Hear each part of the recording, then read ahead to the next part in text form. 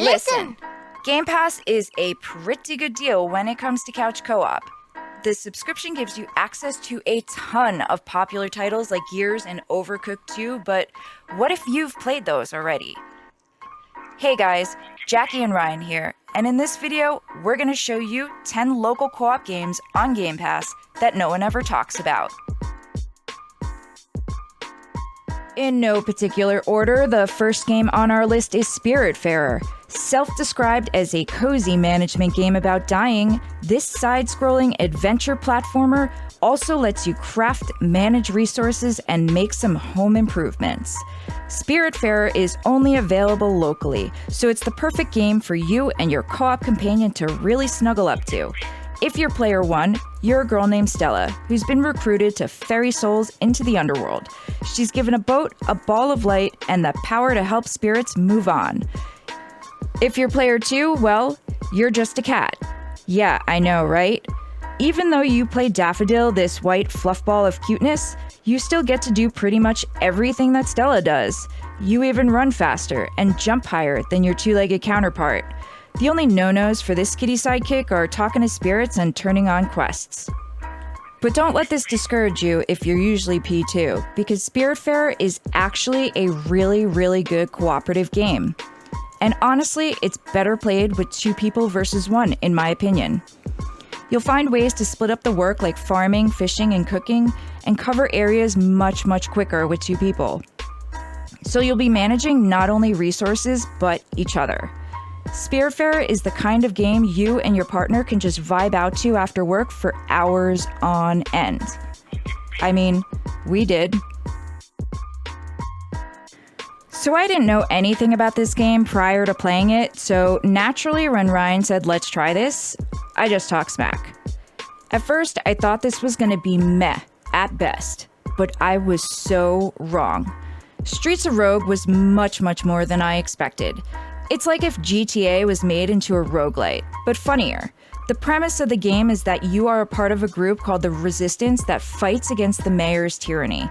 You pretty much just go on missions to either neutralize people, or steal something, or blow something up. But the beauty of Streets of Rogue is that you have complete freedom over how you want to complete these missions. You could poison the ventilation units, or sneak in and out unnoticed, or just charge right in and wreck the place. I mean, you could even turn yourself into a giant and just decimate the level. You have options. A lot of options.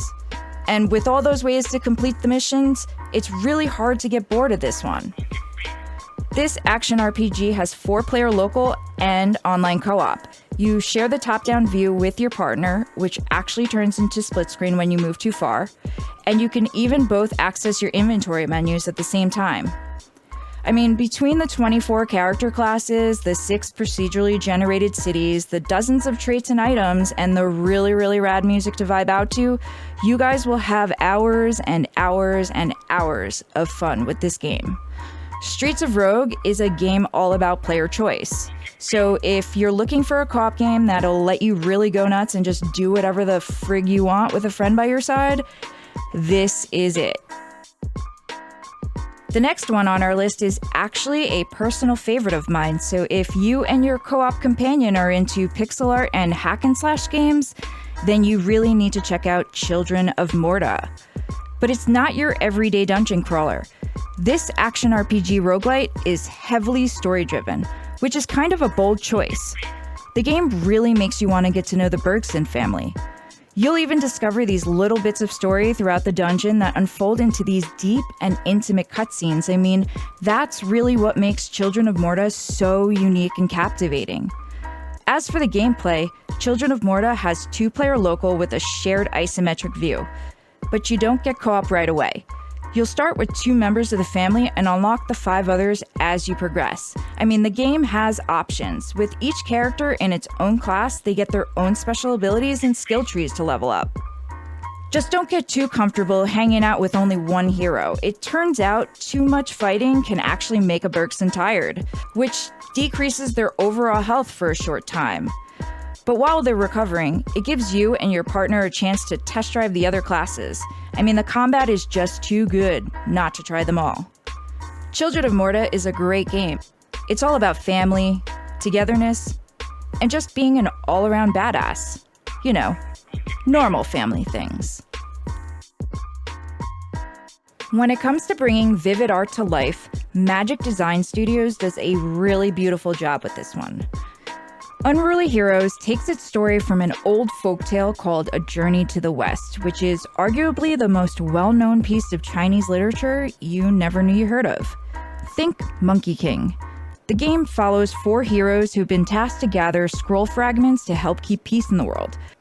With the original story being about the power and virtue of cooperation, it's really no surprise that Unruly Heroes is better played as a co-op game. This one has 4-player local, but if you really want to get the best experience while sharing the screen, please just stick to 2 players. Any more and it just gets super confusing. You'll lose track of your character, think you're someone else. Yeah, you'll be the one that just keeps walking into the wall. The heroes each have their own unique abilities, so depending on the puzzles, you'll need to swap them in and out on the fly to get things done. It's actually a pretty cool feature, and it keeps the game fresh and exciting, especially if you're playing more than one character. When it comes to combat, well, it's a little floaty and chaotic at times, but it's still surprisingly addictive. Just don't expect to button mash your way through. Even though it's a pretty straightforward game, there are still special moves and combos to learn. I honestly had a lot of fun playing Unruly Heroes, so if you guys are into games like Rayman Legends, give this distant cousin a try. You guys might like it. Darksiders is a really popular series, but for some reason, Genesis just didn't get the same love. On the outside, the game looks a lot like Diablo, but on the inside, it feels like Darksiders. You still hack, slash, and solve your way through this 3D puzzle platformer, but now you can do it with 2, hence that top-down view. The game really does co-op well. If you start to look at Genesis as a co-op game, then you can really start to appreciate the way it was meant to be played. You guys will choose between War and Strife of the 4 horsemen, who each have their own combos and abilities. With one being ranged and the other melee, the characters really complement each other well, and you can even upgrade and customize some builds. Genesis is pretty sophisticated in terms of character progression, especially for a co-op game. As for the combat, it's fast-paced, crisp, and actually pretty satisfying as either character. Being that it's a skill-based game, you get to explore different combos and skills that meet your playstyle. But what really makes this game fun are all the clever little puzzles baked in along the way, and there are a lot of them. Just make sure you're using that sweet arsenal of puzzle-solving skills to help you, because even though they're not annoyingly hard, some of them are actually kind of tricky, so you guys will definitely have to put your heads together to figure a few of them out. Overall, Genesis is just better played together. Trust us, you'll see. I'm not normally a puzzle gamer, but anyone who plays enough couch co-op knows that once you beat your favorites, you start digging for games you wouldn't normally play. So, I was hesitant to try Morkredd. I was hesitant to try it. It doesn't seem to have a story. Basically, it's about 2 shadow puppets in a big dark world where darkness kills you, but you're given a ball of light to keep you safe and solve puzzles with. Even though the game strongly resembles a dung beetle simulator, solving puzzles moment to moment is really fun. The game is 100% active teamwork as you maneuver around each other and the ball, making sure not to cross shadows. Perfect if you guys are working on your communication. As the puzzles get harder, you'll have to time your cooperation just right to progress. The game can get frustrating at times, but that's what the meditative soundtrack is for. Morkredd is a game that I can truly say is cooperative, even right down to the menu screens. That is what makes this one so impressive. If you two are up for some bleakly beautiful interactive art, mixed with mandatory talk therapy and ambient meditation music, give this one a try. Man, this game is a love letter to hard mode. Expect aliens, giant brain bosses, just generally tour the galaxy, shooting everything it has to offer. This twin-stick arena shooter fully inherits the mantle from Nintendo classics like Smash TV and Contra, while others may be reminded of Geometry Wars or Enter the Gungeon. This is a game that sticks to the basics and does them well.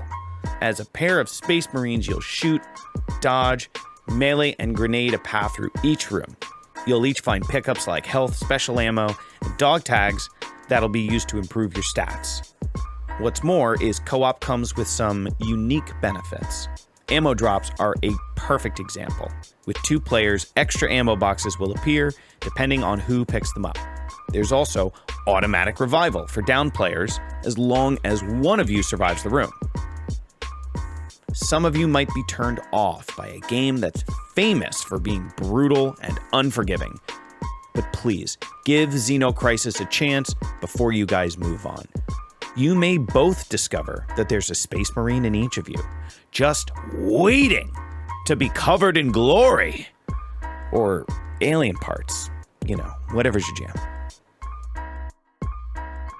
If you've ever played the original Battletoads, then you're probably familiar with how ridiculously hard it is. But with difficulty levels from easy to hard, its less frustrating combat and puzzles make this new Battletoads worth playing if you have a couple hours. And when I say a couple hours, the game is literally like 4 hours long. If you don't really know who the Battletoads are, that's okay. The game will bring you up to speed.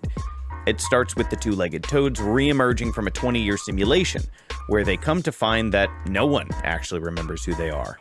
The story's genuinely funny in that Saturday morning cartoon sort of way, and you'll find yourself getting sucked right in. As for the gameplay, this beat-em-up stays true to its original variety, tossing the toads into different situations, whether it be combat, puzzles, platforming, or even racing. The combat is pretty cool. You get combos and special moves. The only thing is that the hits can be hard to land when you aren't lined up just right. So, when it comes to co-op, it's probably better to give each other some space. Overall, Battletoads is not as difficult or rage quit inducing as its predecessor. Except when you play it on hard. Don't do that. We made that mistake and spent hours trying to beat the turbo tunnel. But other than that, it's a good game, especially when played with 2 or even 3 people. If you have that many friends, we don't. So this love story turned sci-fi adventure RPG is one of a kind and perfect for couch couples. You guys will play a young space couple who have just bailed on their overbearing home planet to be together. It's kind of like a sci-fi Romeo and Juliet, but nicer and with hover boots. Anyway, during the game, you'll scour the world together for resources and food, one of you driving while the other collects. The game feels different. You move as a team. You might butt heads at first, but once you figure out that the driver is the first one to move, you'll be fine. Just make sure your chosen wheelman or woman has some serious skills under their belt, because they'll have to master drifting into turns to get very far. Now, when it comes to combat, it's obviously not the focus, and that's okay. It's not what we're here for. And at first glance, the combat even looks turn-based, but actually, it's in real time. You also have charged attacks you time with your partner. It's kind of basic, but there's something really special about being in sync with one another. Haven is a game for lovers. It's for 2 people who want to snuggle up and game, because there's just something nice about playing a couple as a couple. The final game on this list caught us off guard. We almost missed it. I was bummed about Game Pass removing Wizard of Legend, which was my original number 10. But it must have been fate, because this led us to River City Girls. And nothing against Wizard, it's still one of my all-time favorites, but oh my gosh, we beat River City Girls in 2 sittings. We couldn't put it down. This game is just the latest in some 30 of these Kunio-kun games, a kind of Japanese high school version of Double Dragon, where hot blood tough guy Kunio, captain of the dodgeball team, protects his school from rival dodgeball captains. Evil rival dodgeball captains. Anyway, he befriends Ricky, another hot blood tough guy with a heart of gold, and together they go around beating up kids from rival schools who do things like kidnap their girlfriends and challenge them to high-stakes dodgeball. Yeah, you heard me. There's like 30 of these. It's a lot of dodgeball-related violence. In this latest installment, Kunio and Riki get kidnapped, and now it's up to their girlfriends, Misako and Kyoko, to save them.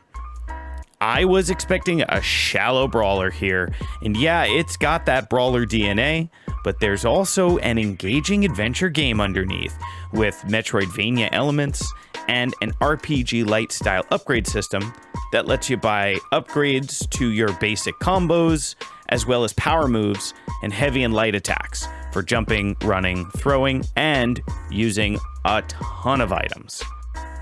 You can equip up to 2 special items, creating some different builds. The two of you will smash through crowds of tough, relentless enemies, timing combos and special moves instead of button mashing. And the first time you pick up a downed enemy and use them to beat their friend into the pavement, well, it's hard not to smile. And the music. Oh my god, oh my god. This game is rocking some seriously good synthwave pop music that will get you punching and kicking to the beat. Whether you're stomping your enemies or stomping the life back into your partner, you'll have an incredible time doing it in River City Girls. And there you have it, 10 couch co-op games on Game Pass that no one ever talks about. We hope you like these hidden gems, but if we missed your favorite, please let us know in the comments below. And don't forget to like and subscribe. Bye! Wait.